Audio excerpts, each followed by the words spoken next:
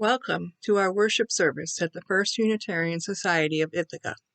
As spring teases us, we are gathering this morning, nurturing our connections, seeking inspiration, and embracing the warmth and light of spring. My name is Sue Ronke, and I'm the Celebration Associate today. Thank you so much for joining us. Welcome to everyone, whether you're newcomers or attending for a long time, members of the Ithaca community, or watching from elsewhere. We're so glad you're here with us. Please check your email, our Facebook page, and our website for more information about how to create connections. If you'd like to receive weekly updates describing opportunities for engagement, please email a request to office@uuithaca.org. Newcomers are especially invited to visit our website and complete a newcomer form on the homepage so that we can get to know you and you can learn more about us. Our service this morning has been pre-recorded, but we look forward to sharing the service broadcast on Sunday morning and seeing you at the live coffee hour that follows.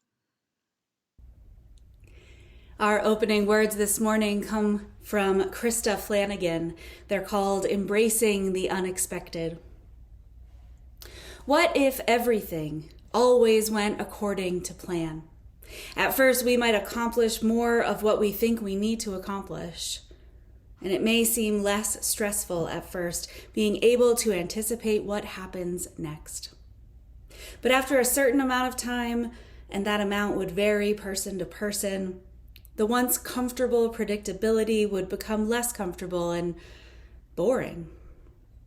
If we always knew what happens next, we lose the joy of surprise, serendipitous experiences, and the excitement that comes from anticipating the unknown. Friends, let us gather with open, curious hearts, ready to explore the unpredictable, learn from its wisdom, embrace its beauty. Whoever you are, whoever you love, wherever you are on your spiritual journey, you are welcome here. Here you belong.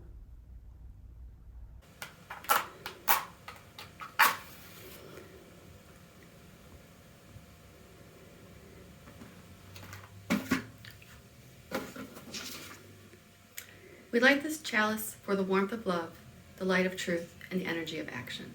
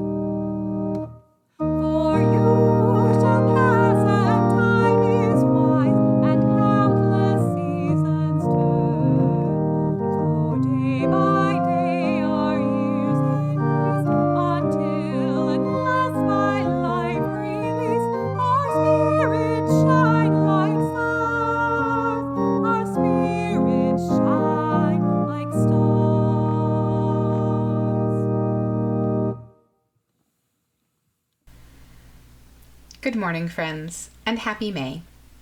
Unitarian Universalist congregations share a lot of attributes, but at the same time, no two UU communities are the same. And often their uniqueness is rooted in a very particular event in their history: a fire, an act of justice, a new building, creating a memorial garden, an argument even, or a church member who became famous. Story is what keeps that event alive. And even more importantly, story is what enables that event to become the glue that binds the community together. And story is our theme for this month. We will have an opportunity together to explore the stories we share and the stories that make us unique. When we think about stories, we often think first of picture books and fairy tales. And we will get to explore those as the month progresses. But being a people of story is much more. Stories tell us who we are. Let's grab our small dated packet, now marked 5/2 or May 2nd, and see what's inside. I have sprinkles, rainbow sprinkles. Some people call these jimmies. What do rainbow sprinkles have to do with Fuse It and our story? Have you ever wondered why we have our annual Sunday event? I know we haven't been able to gather together for ice cream in what feels like forever. We will get there again. And there is a reason that we have this event. Food historians are quite certain that Americans served ice cream with toppings prior to the 1890s.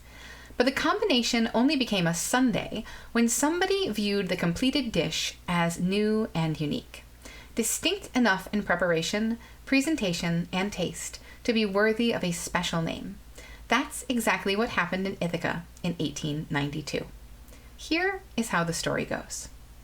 On Sunday afternoon, April 3rd, 1892, after services at the Unitarian Church, Reverend John M. Scott paid his usual visit to the Platt and Colt Pharmacy in downtown Ithaca.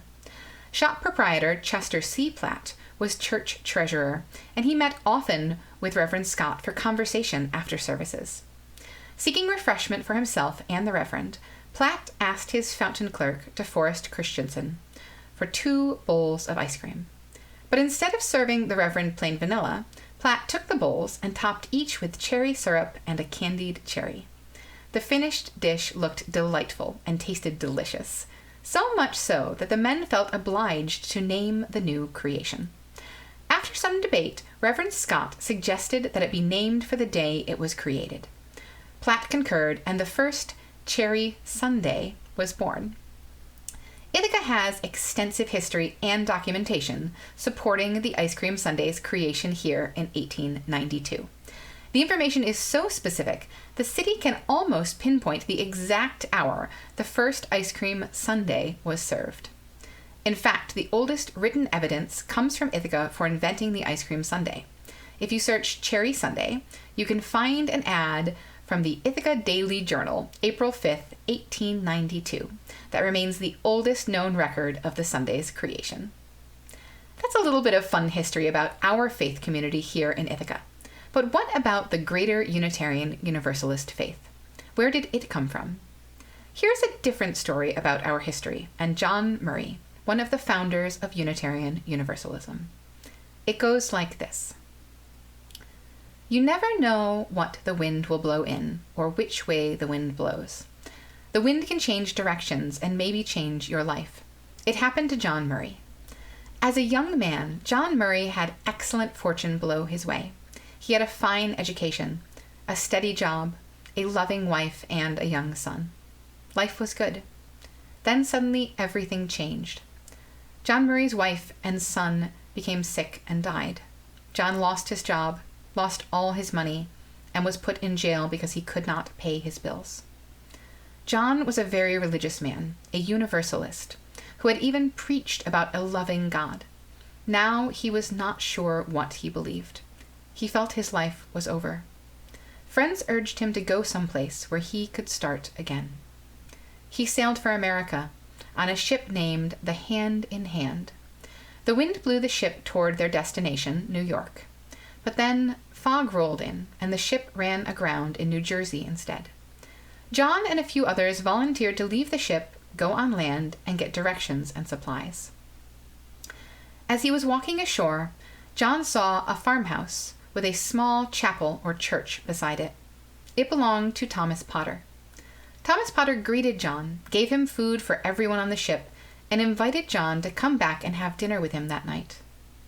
When John came back, Thomas Potter showed him the chapel. Thomas Potter said that he believed in a loving God who wanted to accept all people into heaven. John said that he believed the same thing. Thomas Potter told John that he had built the chapel and was waiting for God to send him a minister. You, John, are that minister. I have waited for you for a long time. John didn't want to hear this. He was not a preacher anymore, and he was determined to never preach again. Yet, Thomas Potter seemed confident that John was the Universalist preacher he waited for, and he asked John to preach on Sunday. "I can't preach on Sunday," said John, "because as soon as the wind changes, my boat will set sail and I must be on it." "If the boat has not sailed by Sunday, will you preach?" asked Thomas Potter. "If I'm still here on Sunday, I will preach," said John Murray. Now what do you think happened? Did the wind blow? Did the hand in hand sail away, taking John Murray with it?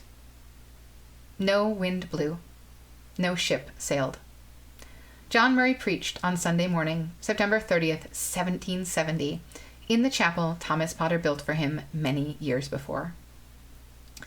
The Universalist message of the power of love was good news to many who heard. It was good news for John. The winds of change blew yet again for John Murray. He now wanted to preach more than anything, and he did for many years.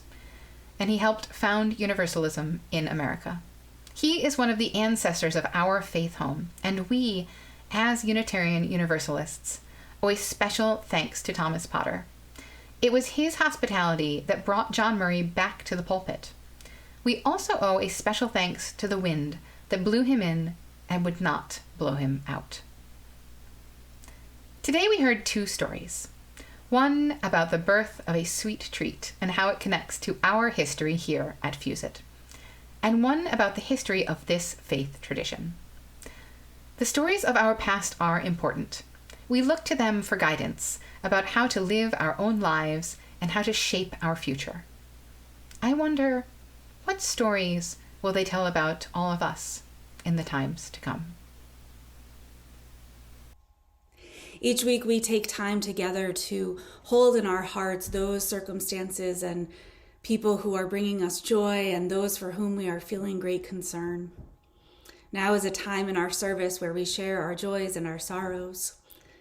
During this coronavirus time when we are so far from one another, I want to lift up those who are struggling with illness or with loss, illness of the body or the mind, those who are struggling with addiction, with unsafe home lives, those who are missing relationships that have nurtured them. And I lift up all of us who are trying to creatively be together in one way or another, even a year later, still able to find ways to connect. And this week in particular, I'm holding in my heart the leaders in our state and our country and our greater Ithaca community, in schools and churches and other organizations who are trying to discern the best steps forward, how to reopen, how to be together safely and mindfully thinking about those who are most vulnerable among us. If you are watching this service in its live format, I invite you to type your joy or your sorrow into the chat box, or you can speak it aloud to the universe or to those who you're watching with. At the beginning of our live coffee hour each week, we'll have a facilitator who will offer space for the sharing of joys and sorrows, and a space for those who are gathered there to hold those things in their hearts. So let us continue now in a few moments of reflection and prayer. These words are by the late Reverend Hope Johnson, who died just this past year. We are one, a diverse group of proudly kindred spirits, here not by coincidence, but because we choose to journey together. We are active and proactive. We care deeply. We live our love as best we can.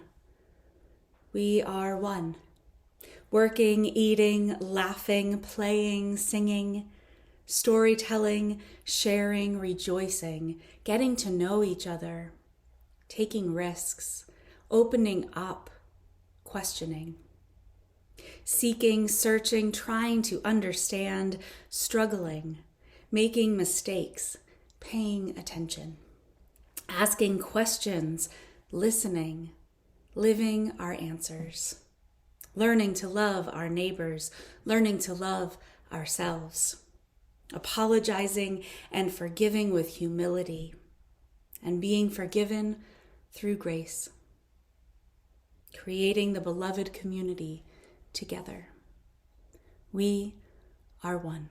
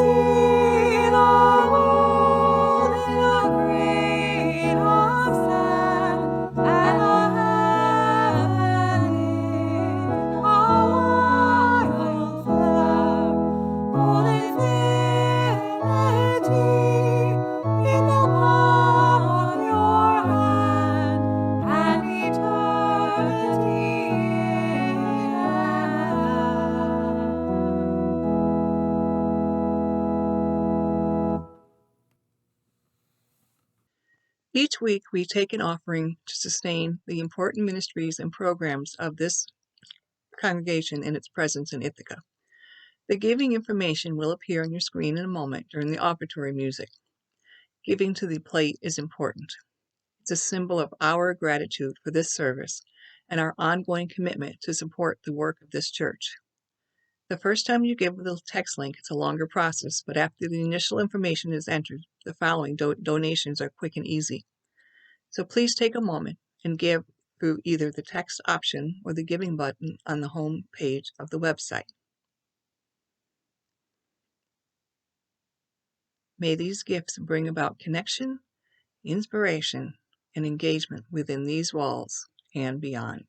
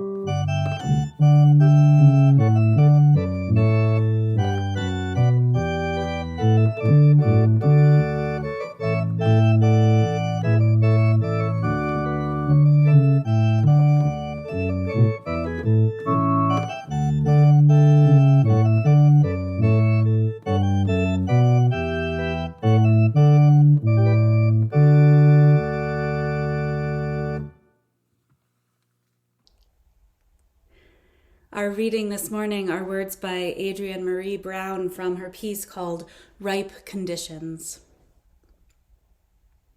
I've been reflecting a lot lately on how I don't trust people with agendas, master plans.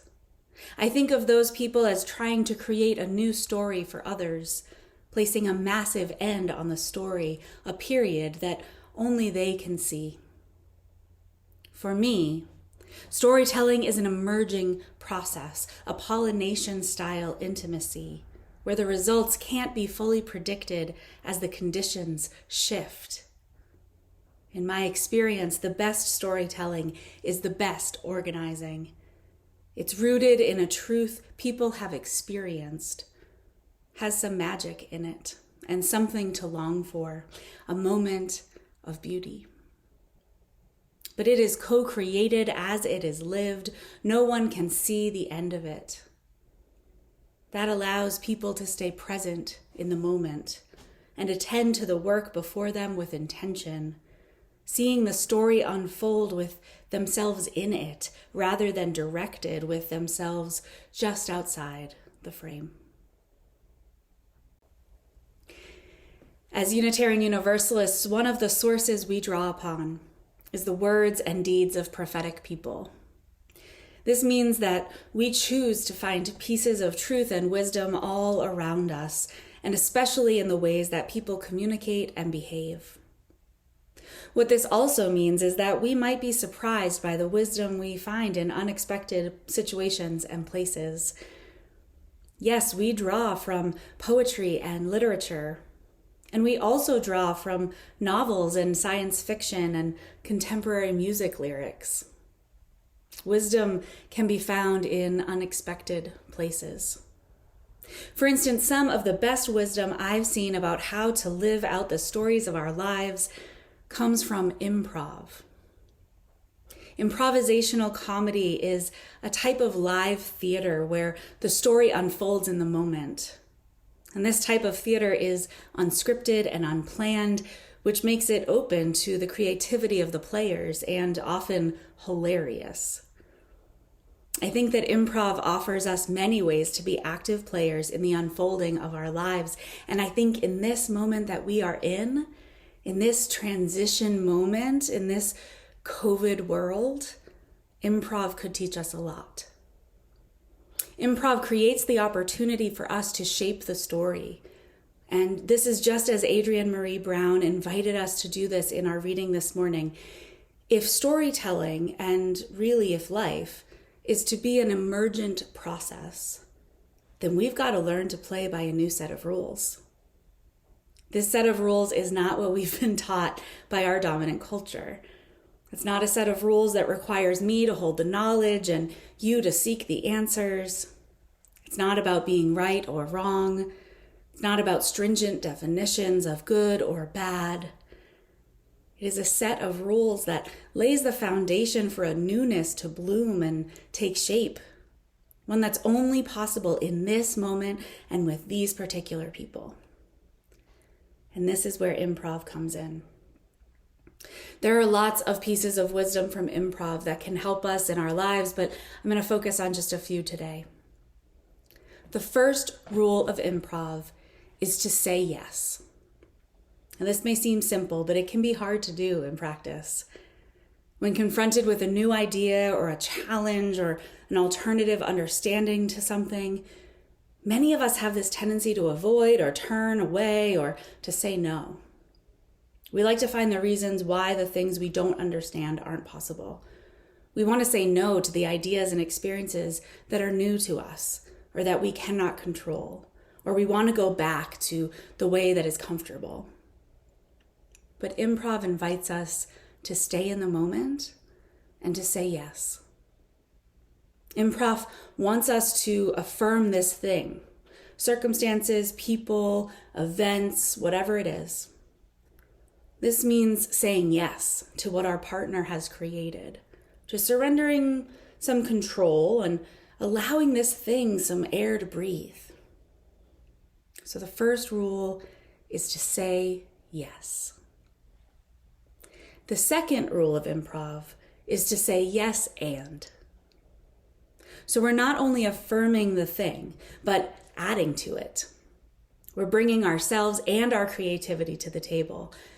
This makes us active participants in the creation of the story or the situation or the narrative. We're not simple bystanders in our lives, but active participants. And by saying yes and, we're not only making ourselves look good, but our partner look good. This is another rule of improv. Make your partner, your coworker, your co-star, the other people on the journey with you look good. Don't leave them in the lurch. Practice yes and make your partner look good. Nothing ruins a scene more than one person taking another person down, knocking them off their game, stepping on their dress. And this is true in life. Be the person who helps others shine and support what they create. Make your partner look good. Next rule of improv: don't always ask questions. Sometimes make the statements. This is another part of showing up and taking an active role. If you're always asking the questions, that puts the onus on your partner to have the answers. And this brings us back to the last point. Make your partner look good. Sometimes this looks like saying the thing, making a statement. It requires some vulnerability in making a statement and seeing how that feels. Say the thing and trust that your partner has your back just as you have theirs. And maybe the most important rule of improv that helps us in creating story together, that helps us in creating life, there are no mistakes. There are no mistakes, only opportunities. This is another part of the cardinal rule of making your partner look good. Respect what your partner has created. Trust that something good can unfold, even when it seems impossible. Trust that something good can come from a thing that feels like a big old mess. There are no mistakes, only opportunities. As human beings, we like to know the next step. We like to be able to anticipate where the story is going and how it will end up. And this is why human beings have created meaning-making systems for millennia. It's at the root of religion and spirituality and the ways we've tried to make sense of our experiences since the beginning of time. We like to know how the story ends. We like to know our place in the story. And as Unitarian Universalists, we embrace this unknown path. We are invited to try new things. We acknowledge that there are some things we can find certainty and sure-footedness in. And we acknowledge that there are sure to be twists and turns in our path, some of our own making and some that just happen and require our action and reaction. And luckily, we are not alone in that journey. If all of life is improv, then we are all players in the world stage. We're not setting ourselves outside the frame and directing life to happen, but all up to our elbows in the messiness of the moment, the unfolding of the future. This is part of the beauty of religious community. We are on these parallel journeys together, sometimes bumping up against each other, sometimes knocking each other off course, and sometimes choosing to see the opportunity in what feels like a mistake. So what does it look like to adopt these principles from improv in our lives? What is a place you're wanting to say no, but could consider saying yes? How might things look different if you take a stance of yes and? What do you have to add? Who in your family or friend group or work setting or church program could use a little bit of support? Who could use you having their back? Who can you help look good? Is there a space in your life when you've been asking too many questions? Is there a space where you could instead make a statement, show up differently? What are you viewing as a mistake that could just as easily be an opportunity? One of the realities of storytelling, and especially storytelling with others, is that sometimes we need to flip the script. Sometimes we need to throw out what we think we know about how the story goes. We need to toss it all out and start from a place of vulnerability and openness to the unfolding. We have been called into that place together in this past year, not only as a community, but as a country, as a world. This place of messiness. In this time, when we are called to live and be present in the messiness and the unknowing, may we choose to say yes. May we add ourselves to the equation in a way that helps others shine and makes a statement of our own. May we remind ourselves time and time again that what may seem like mistakes are actually opportunities for a pivot, a good laugh, or a new path to unfold. And may we always, always keep a sense of humor. So may it be. Amen, and blessed be.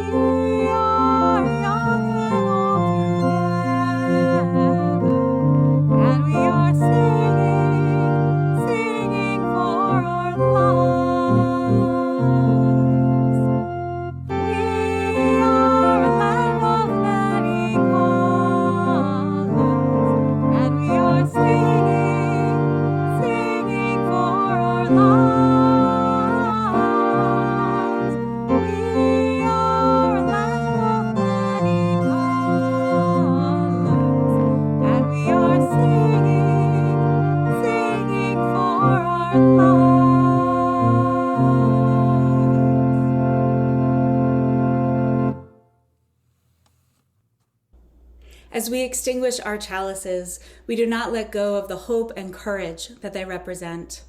We go forth from this place carrying with us our sense of humor and imagination and wonder, our yearning for a world made just and fair. We carry our promise to one another to work for justice, our compassion for all, our love and our courage out into this beautiful and broken world. Our service has ended. Let our true service now begin. Go in peace.